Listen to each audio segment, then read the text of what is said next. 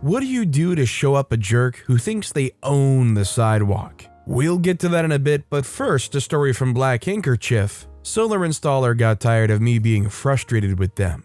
Back at the start of this year, I decided to get solar panels after putting it off for a few years, since several solar companies kept giving me bad vibes due to being too pushy. I ended up with my choice through my bank, which I've always had a good customer-focused experience with. Unfortunately, it started off badly. The customer service liaison was either way too busy or just didn't care much. I ended up getting COVID right as I got a hold of him, so some video he needed to decide how cabling could be run, indoors through stairwells together with other wiring as I wanted versus the front of the house, literally took everything from me as I was being rushed, because if I accepted quickly still, they'd install it before the summer, which would have been great given the rising energy prices. Alas, I accepted, and they had no installer time slots left. So I patiently waited while feeling frustrated until late August. Summer was gone, but it was my turn at last. This came with a replacement for a different brand of inverters, the stated reason being that there was a defect with the old ones. But when I asked their customer service for more information, they said it was because they ran out. So I felt lied to and more distrustful by the minute. But eventually they convinced me the original excuse was technically correct, because that's what they discovered earlier this year. While I wasn't very happy about the entire situation, spelunking through some solar communities seemed to confirm that, based on the somewhat contrary specs shown on the few different brochures I'd been sent, this different brand of solar and inverters were indeed okay products. First came a subcontractor to modernize my fuse box because my old one wasn't suitable for solar. Swell dudes. I had my best experience with them. The trainee ended up hammering the paint off my wall because apparently the original builders back in the 80s decided to save some space and not include a backing plate. But they ran off to buy some drywall and fixed it up neatly, save for the paint. And I couldn't blame them for what was a pretty unique circumstance, unique to my residence. Several days later come the actual contractors that install the actual solar panels and system. Polish guys, nice guys, but I got very frustrated with them really quick early on for two reasons that are not the language barrier. The first is that I apparently needed to have a certain amount of roof tiles ready in reserve. That was news to me. My contact liaison never told me that. They threatened to leave and come another day, which I wasn't happy about because I refused to be put on hold until whatever the heck they'd have time again. But I was thankfully able to get my neighbor to come home so I could use his roof tiles, since I couldn't find my own in that unexpected rush. Later that day, I managed to find my own roof tiles, as well as got their customer service to send me the service terms that their website didn't have available for download. So it was no wonder that I didn't see this request anywhere beforehand, but I digress. Secondly, the leading guy was very insistent on running the power line across the front facade. It's easier for us, but that is ugly as heck. Since both my direct neighbors had their own solar installed, one over a year ago, the other just 2 weeks earlier, without any such ugly cabling on the facade, I demanded they do it through the inside. Since it was clearly possible, I could tell them exactly where to run it through the inside, parallel to some heating pipes, all these houses in a corner in the room right above the fuse box. I even went to verify with my neighbors on the day to show them screenshots.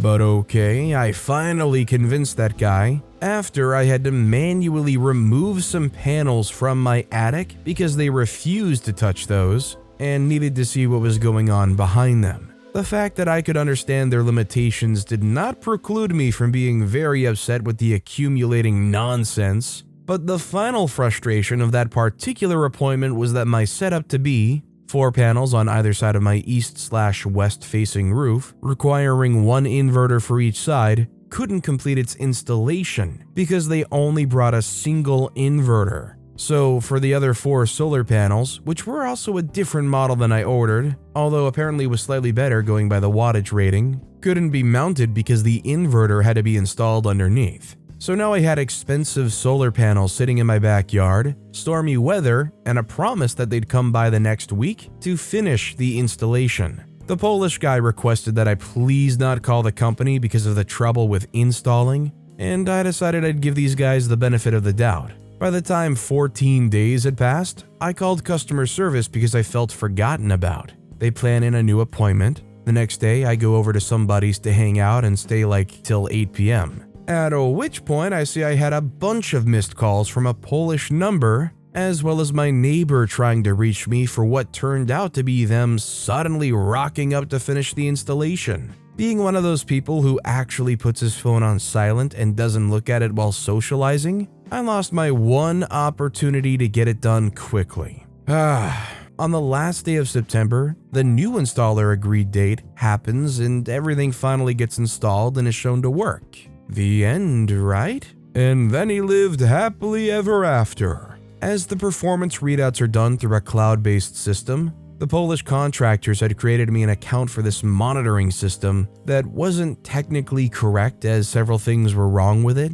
I didn't even get a chance to mail them about those issues before I got an email the very next day giving me a new set of logins with a far uglier username, but I digress, that replaced the previous account. Some of the mistakes were fixed. The one that wasn't is what this entire post is about. I emailed my customer liaison to explain that the physical map of my setup was incorrect and that I'd like it fixed and how I'd like it fixed for future reference. I also discuss another technical issue that pisses me off and I want it fixed, but I'm omitting that from this post because it's enough of a long mess as it is, even though they keep mishandling their responses to that one equally as much as this post's topic. 10 days passed, no response. I wasn't too surprised, although their help desk kept asking me to please contact the customer liaison instead of calling them each time I called for actual answers during all the chaos described up above. I already knew this guy was either overwhelmed by or outright unsuitable for his job.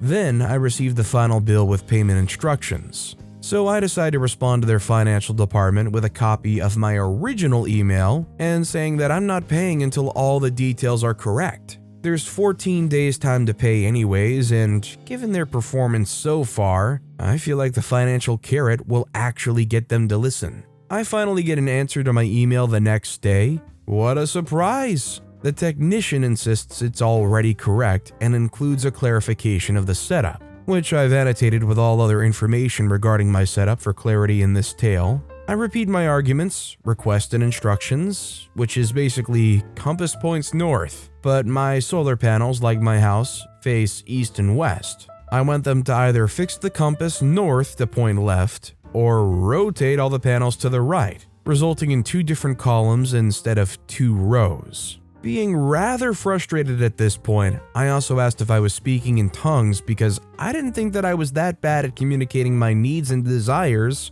and I felt that their company was utterly sucking when it came to communicating with me. Yes, at this point I was treating the company, and by proxy the technician, like a 5-year-old who needed me to spell out exactly what he needed to do because he clearly had trouble understanding my previous email despite its 5-line simplicity. The week passes, I guess expediency disappeared again, but I do get an answer. Solar panels rotated 90 degrees to the right, including the text and present readouts themselves. At this point, I facepalmed so hard. Yeah, I kind of deserved that. He literally did as I suggested to rotate by 90 degrees, but it's obviously not what I meant. I didn't even know the texts could be rotated too. I complimented him on his malicious compliance, told him he made me smile and asked him to fix it properly. He'd also sent me a video in regards to my other issue that I've omitted, and that one didn't address my issue either.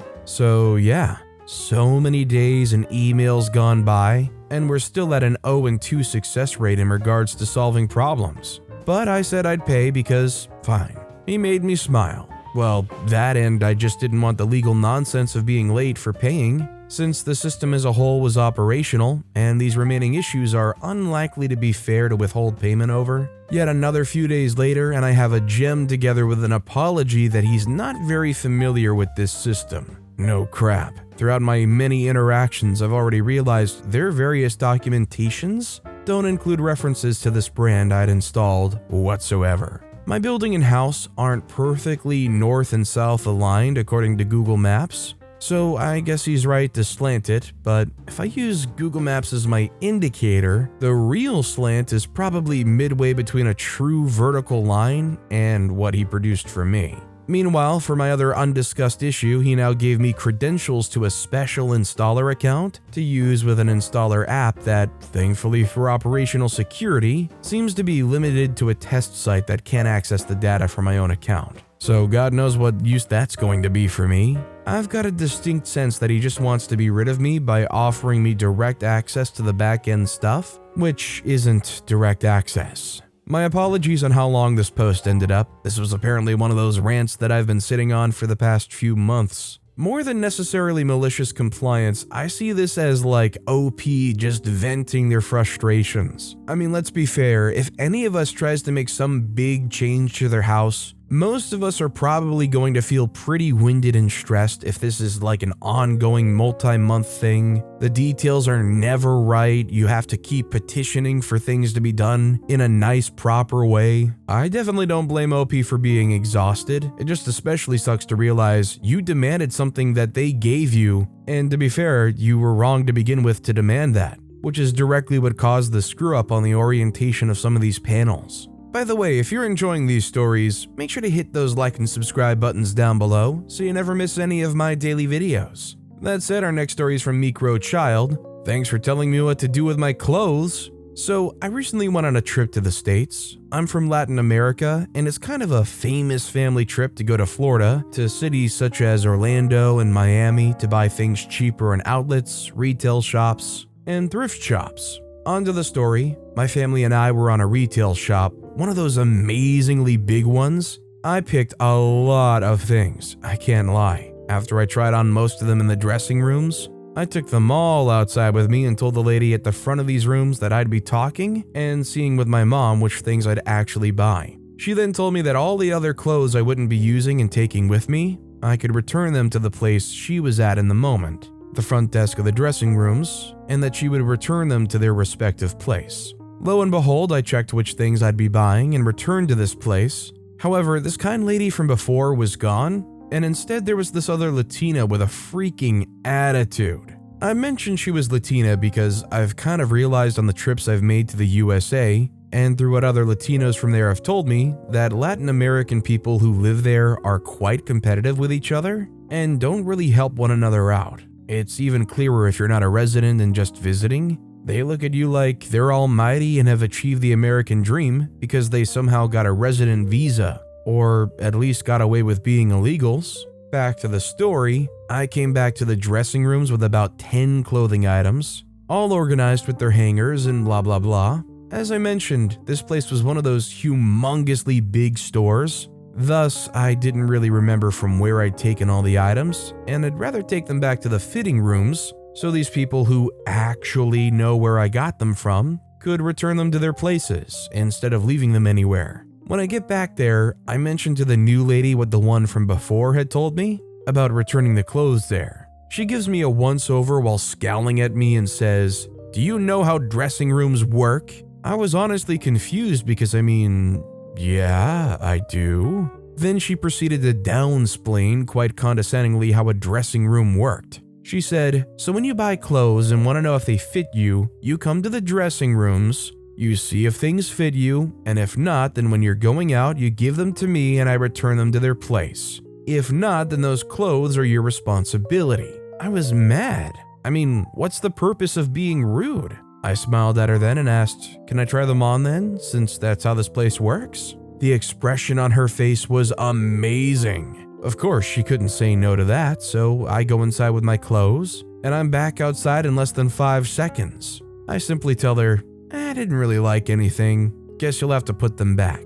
It kind of makes me wonder if you're at some kind of store and you grab a bunch of clothes to try on, and you realize there's a lot of things you don't actually want. Should it be your responsibility to go and put all of these things back? Or is it ethical just to drop them all off there at the changing room station for them to figure out later? I know at least for myself, I obviously wouldn't want to have to go put them all back myself. And I imagine if you have customers try to do that, a lot of things probably won't make it back where they're supposed to go. So maybe it's for the best. That said, our final story of the day is from Bex K. Don't want me to ride on the pavement? Okay. This happened many years ago in Europe, where pavement is very common. Also, most but not all streets have a bike lane. The law states that only children are allowed to ride their bicycles on the pavement. As a grown-up, you have to use the bike lane if there is one, or the street if there's no bike lane present. And of course, you have to ride on the correct side of the street. I was a somewhat lazy teenager. Even though I was using my bicycle every day whenever I needed to go anywhere, I wasn't very fond of abiding to the rules of the law. I used the pavement, rode the wrong way, even in one-way streets and so on, but never to annoy or endanger anyone. To the story, I was riding my bicycle on the pavement because it was shorter this way, so this guy's turning around the corner and suddenly walking towards me. I'm still quite far away. Clearly, he didn't like me riding my bike on the pavement. He didn't say anything, but he lifted his arms with which he carried the groceries, just to look bigger and take more room, trying to force me to use the street. There would have been enough room for the both of us, but he wasn't going to let me pass easily. I get it, I was doing something that isn't allowed. Cue malicious compliance. I hopped off my bicycle and pushed it, which is totally legal to do. But now I'm walking next to my bicycle, and all of a sudden, there isn't enough room to pass each other easily. He was even more annoyed as he had to sway to walk past me. Apparently in a lot of these places, the age limit is like up to 10 or 12. Under that, you can ride on the pavement. Just in case anybody was wondering, well, wasn't a teen young enough to do so if it was kids only? Although I think it's easy to empathize with OP, I would hope most of us can agree that OP, I think, was literally breaking the law. I could imagine in a place that has a lot of foot traffic, you'd get pretty sick of people using the pavement for the bicycles. But with that being said, that's all the time we have for today. Now, if you want to hear another absolutely crazy compliance story, check out that video on the left. Or if you missed my latest video, check out that video on the right. That said, I'll see you all next time with some more stories.